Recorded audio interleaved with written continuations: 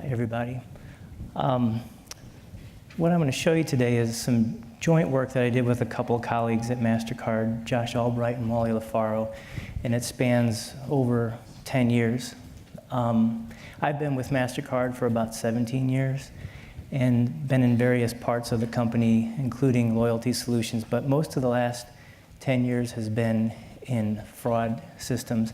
But I'm going to talk to you about some research that applies to both personalizing consumer experiences in a way that preserves privacy, as well as protecting consumers, especially in the online fraud sense. So we have a number of layers to perform this, but I'm going to talk to you about some more newer stuff that's based on recommender systems. And one of them is, how do we make recommendations in a way that preserves privacy and still creates useful personalization?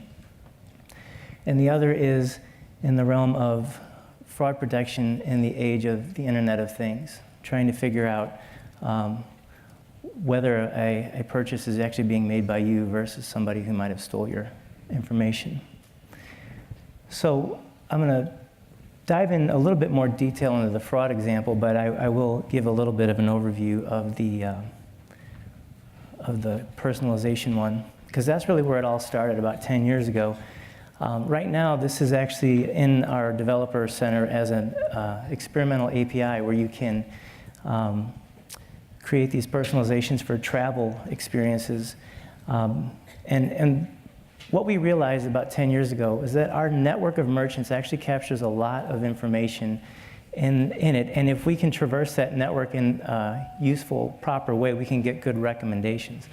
So for example, if you were to give me a handful, maybe 3, 4, 5 of your favorite restaurants in the St. Louis area, we can actually make good recommendations elsewhere in St. Louis, but also in other places like other cities like New York, Seattle, Chicago, and so on. And we can do that in a couple different ways. This particular API requires cardholder opt-in, so you can actually achieve that personalization by opting in and having your previous travel and dining experiences influence your recommendations. Another way is just to actually disclose, here's my favorite restaurants from an interface, and then get recommendations. How many of you have ever been traveling and wished you could go up to someone like a concierge and say, look, here are my favorite places back home. Can you find some that I'll like here? And that's what this can do. The sort of cocktail party description of the algorithm is what I'll give you here, and then the other one I'll go into a little bit more detail. But basically, if you were to get up and go to one of your favorite restaurants, get up and walk around and ask everybody, hey, where else do you like to go? And just keep track of what keeps coming up, and do that with some of your other favorite restaurants, and then pick the ones that percolate up to the top and do the same thing there and repeat. Eventually you can traverse the network of merchants, restaurants in this case, and find things that you would like in other places, like in other cities. And that's generally how the algorithm works. So I'll come back to, after we go into the description of the fraud version of this algorithm, they're both similar in the sense that how they can preserve privacy. So I'll tie that in more towards the end. But first, before I get into the fraud version of this recommender algorithm, I wanted to give you a little bit of background on the fraud landscape. So what you see here is a sort of cartoonish version of how you go about making an online purchase. And as you know, I'm sure all of you have had your credit cards reissued in the last couple of years, so they now all have a chip on them, right? So when you go into a face-to-face transaction into a store, more often than not, you'll be required to dip the chip versus the swipe that you used to do. That chip provides an extra layer of security, and the United States was one of the last places to convert the chip, so that was a big cue to the fraudsters to move online, because now that became the path of least resistance. So that's also the channel that they like to do the most exploitation, even though they can get information in other ways. So Down here you see a few of the common ones, breaches, for example, where sites get hacked and credentials get stolen.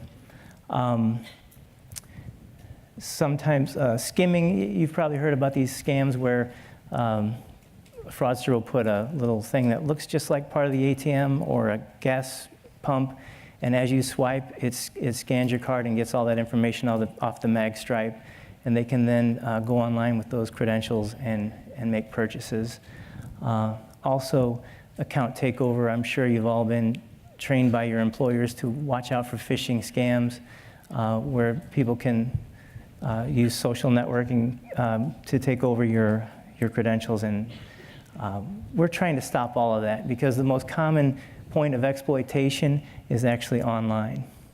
So along the way, we ask questions about what's going on in the transaction to see if things don't fit. Like, does this consumer interact with the device in a familiar way? Are the channel attributes valid? Have we seen this card used at a merchant like this in the past? And so on down the line.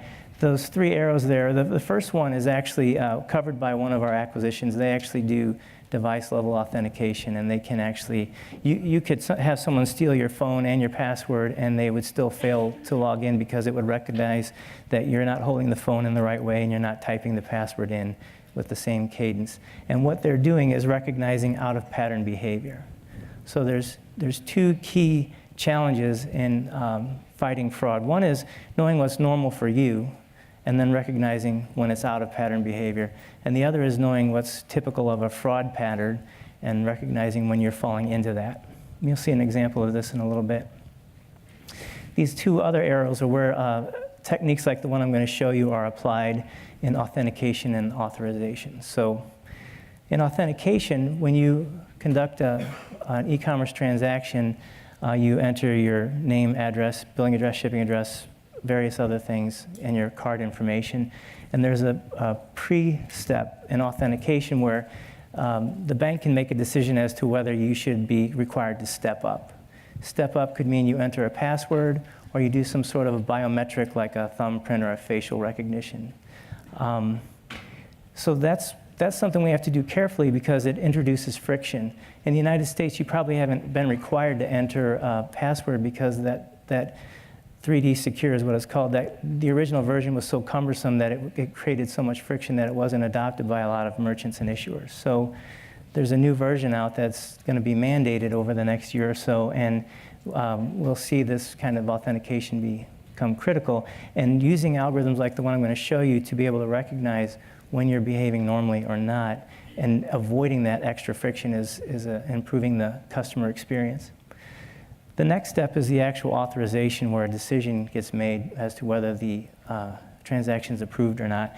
And in that case, the actions that can be taken are we can approve, we can decline, or we can conditionally approve with further review. So sometimes online, if you're buying physical goods, they may route a transaction through an extra verification step before those goods get shipped. So our goal here is to be able to recognize this kind of out-of-pattern behavior. And one of the approaches we have is something called the inverse recommender. And I'll tell you a little story that might help. We're about a month into the school year, and my wife and I have 5 kids. So we send kids to just about every possible school. We have a 5-year-old, 9-year-old, 14, 16, and 17. And on the 3rd day of the school year, one of the boys told us that he wanted to drop out, which will throw you back as a parent, right? You know, I realize that there's some genetically triggered speeches that just came to my brain, right? And rather than rattle off one of those speeches, I just sat him down and I said, "Look, buddy, you're 5. Give kindergarten a chance." And so why is that funny?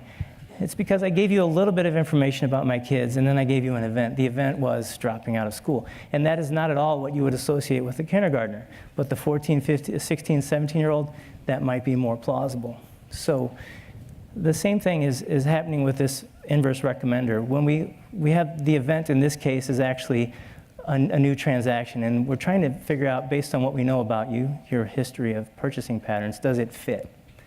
So it's different than the normal recommendation algorithm. We're starting from a transaction in hand, and we're working a little bit backwards. So here's a high-level view of the algorithm. It's simple. There's data in, there's some processing, and then there's data out, right? There are two key components, as I mentioned earlier. One of them is this merchant graph. How do the merchants relate to one another? And then if we can overlay the cardholder's history, we can traverse that graph using the algorithm in the middle there, and then we can get to the transaction in hand and evaluate what its score would be and decide whether it fits with what you've done before. So let's start with the merchant graph. We also call this merchant correspondence graph. And if you think of it like nodes and edges, this is almost like a graph of the web, right?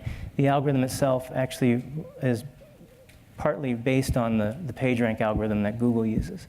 And what we do here is we form measure of association between merchants. So in this case, merchants I and J have 14 common customers. So the line between the nodes is proportionate to how many common customers they have. And you can think of these as like roadways or freeways, showing you how heavily connected these merchants are. So if we can overlay the cardholder history onto this network, like you see here, these two orange highlighted nodes are places that we've seen this card used before. And the question mark is at a merchant that's being seeing a purchase right now, and we want to figure out if this makes sense for that card holder. What we can do is move to the algorithm part of it and actually do what we call a spreading activation traversal of the graph. So you can see here the initial merchants are connected to a couple other ones, so that activation spreads based on the pathways between those merchants on the first iteration. And then again on the second iteration, you can see the merchant we're concerned about here has actually gotten some activation from two places, kind of reinforcing the notion that this is actually consistent with their previous purchase patterns.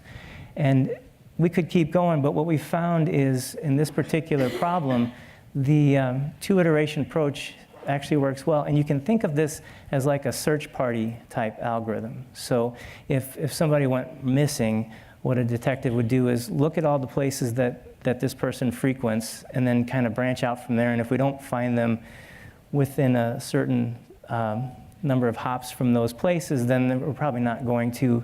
And that's basically what this algorithm does. How many of you have heard of the 6 degrees of separation phenomenon? Yeah, it's pretty common, right? So the idea there is any two people in a society can be connected by a number of acquaintances that's usually less than 6. The structure of the graph is actually what makes that possible, the small worlds phenomenon. So that's what we're leveraging here, and even in the general recommender. When we do the general recommender, we actually have to take it out a few more iterations because we have to spread that activation out to farther places, right? But we find that those recommendations tend to stable after 5 or 10 iterations. But in this case, we just use 2.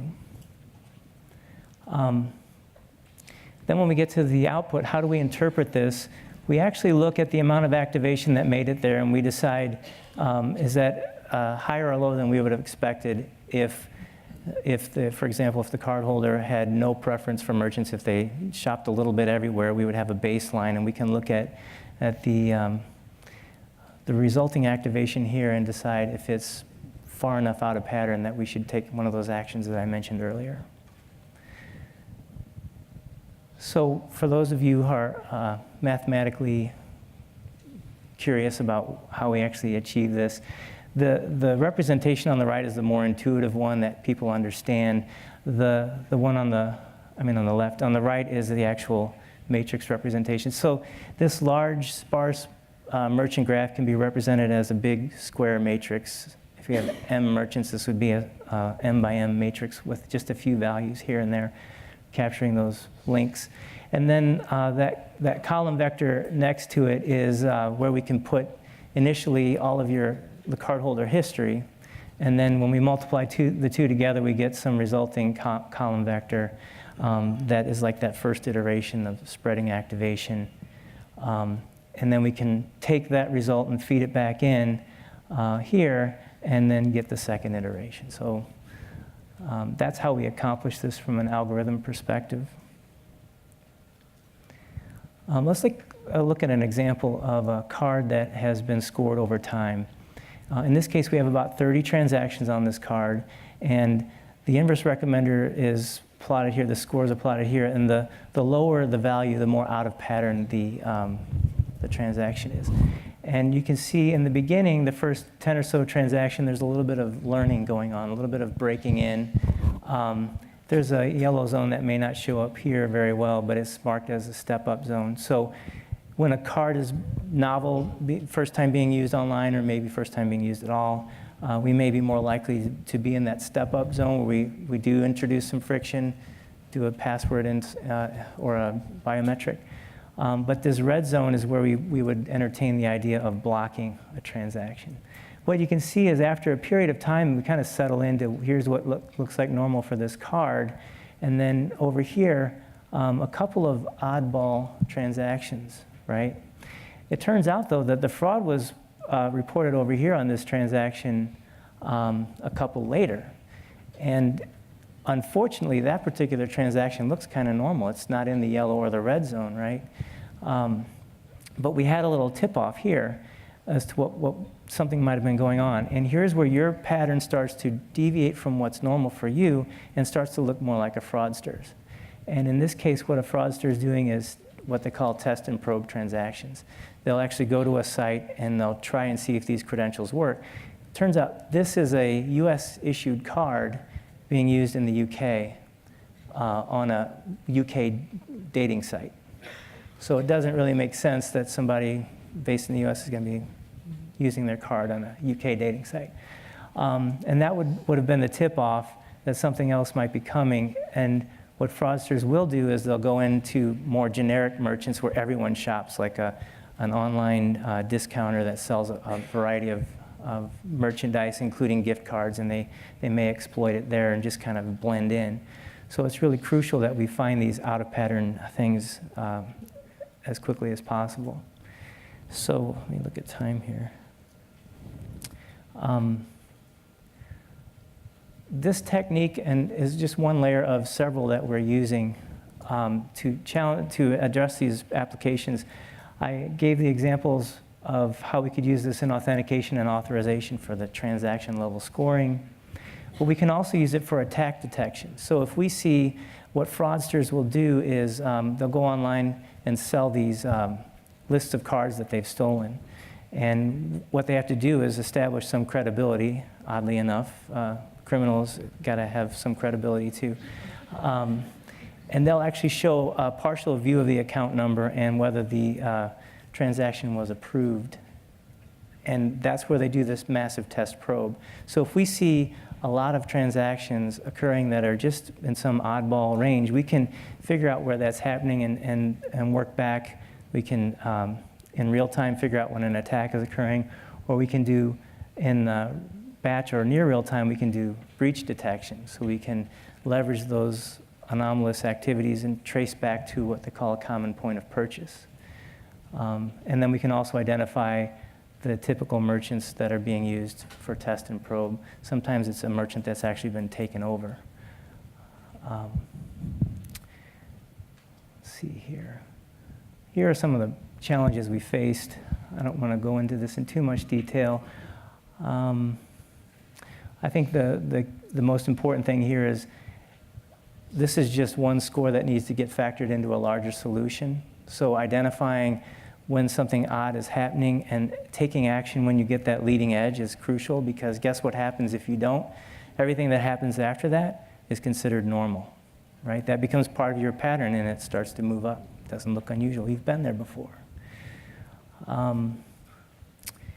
let's see here. I'll skip over some of those talking points and leave room for some questions, but I just wanted to wrap with a couple of points. The benefit of this type of an approach is that we can protect consumers, especially in the online space, with this kind of technology, but the general recommender also has this property of preserving privacy, because all it really is that merchant graph, which is simply a cross-tabulation, and there's no way you can reverse engineer anybody from looking at that. If you were to get that information, you wouldn't be able to breach anyone's individual privacy.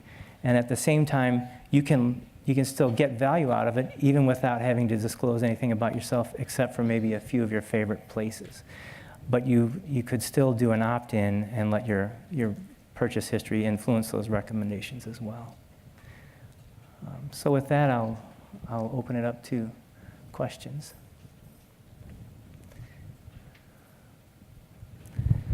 Yeah. When you mentioned this black or dark web, that's something that MasterCard has to be very aware of, I assume. Mm-hmm. And I mean, do you have people on staff who are monitoring that all the time? Not directly, no, but we do have partnerships that can help us in that arena. We also work with law enforcement agencies that also monitor those sites, and we've leveraged this kind of technology. If they come to us with a list of card numbers and they say, we don't know where the breach occurred, we can rapidly work backwards to identify that. Mm-hmm. I was just wondering if the as you're competing with fraudsters, and obviously they're probably getting better at what they're doing. Like today, we learned that we shouldn't be using probing techniques on UK dating sites. So as they improve their techniques, are you keeping up with them? Are you winning, or how is it going, just in general? Yeah, there are other techniques that I didn't mention today that we've been using. We would like to think we're doing a pretty good job. One thing that's worth pointing out, though, is this is a general technique, so we're getting away from anything like hard-coded rules that says, oh, if a U.S.-issued card should not be using a UK dating site. That rule is useless as soon as you code it up, right? Because they've already moved on from that. But the general thing that's captured here is what's normal behavior, and we don't pin it down to any particular hard-coded rules. We're leveraging our data to establish what's normal. We have other things that we've deployed in the last few months for our network protection that is blocking on the order of 600 attacks per day and tens of thousands of transactions each day, as these fraudsters, they don't always get their stuff from breaches, and sometimes they'll just generate random credentials and keep trying them out on the network until something works, and then they'll go and exploit them. And we've found ways to detect and block those in real time as well. So, yeah, right here. So the question is, how do we leverage that matrix model to determine, for example, in the UK dating site, that something is unusual? And the answer is, as you do that repeated matrix multiplication, you'll see the level of activation at that merchant goes way out of what you would have expected. That it just doesn't fit mathematically with what you would have expected, or statistically with what you would have expected. And the magnitude of that, you have to draw a line and say, here's where we would draw the line. Now, we don't just work off of that score. We plug it into a larger model, so there's more to it than just getting those inverse recommender scores. You actually have to roll the history of scores up to the account level and then detect when something has happened weird like that. So if they, two transactions later, they go to some place that looks kind of normal, there's some level of suspicion that's still elevated, and we can say, well, now they're trying to spend $2,000 at this merchant, and something weird just happened a little while ago. Maybe we should step this one up or do something a little bit more stringent. Couple questions about your graph construction. First question is, was it all done using internal data, or did you bring in some external data? And if so, what was it? And then it looked like the graph was constructed using embedding techniques. Is that true? Correct? It really is. We've tried a few different versions of it. It's all internal data, and it really is as simple as a cross-tabulation. We've tried other things that were more elaborate, and they get to be more computationally intense without much benefit. What's tricky, like on the recommender side, we don't actually just do the algorithm I showed you. For example, the list of every merchant will have a score at the end of 5 or 10 iterations. And what we don't just look at the one that has the most activation, we look at the one that's changed the most. So we actually call that algorithm change rank, because what ends up happening is some massive restaurant chain would be the one that's always recommended to everyone, right? But if we look at the ones based on your pattern that cause the biggest change in rankings, those are the ones that we would actually recommend to you. So that's how we leverage the personalization. Hi, I was curious, you were talking about how the mechanism is reliant on this detection of what is abnormal of a user's purchases. Mm-hmm. What barriers or protection mechanisms are in place from fraudsters being able to acquire that information of a consumer's normal purchasing habits? So what barriers do we have to keep them from figuring out what's normal for you? Is that the question? Whoops, I did not mean to do that. Well, it's hard to say because there's so many places where that could be obtained. So if for some reason a merchant got breached and they could establish that you've been there before, there's not much we can do about that, or if a bank were breached. So those are the places they could go to get that data. But even when they go to exploit things, they actually try to blend in and do things at normal sites that they know everybody uses. So I don't know that they really make any heroic efforts to figure out exactly what looks normal for you.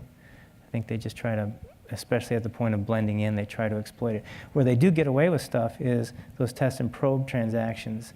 And that's why we need to get better at detecting those, because sometimes the bank doesn't even report those as fraud because they may not even come through as a cleared transaction. They just look like something that never, an unfinished transaction, or for whatever reason, they don't want to tell us that there was fraud there. And that's where we have to latch onto it, is that leading edge.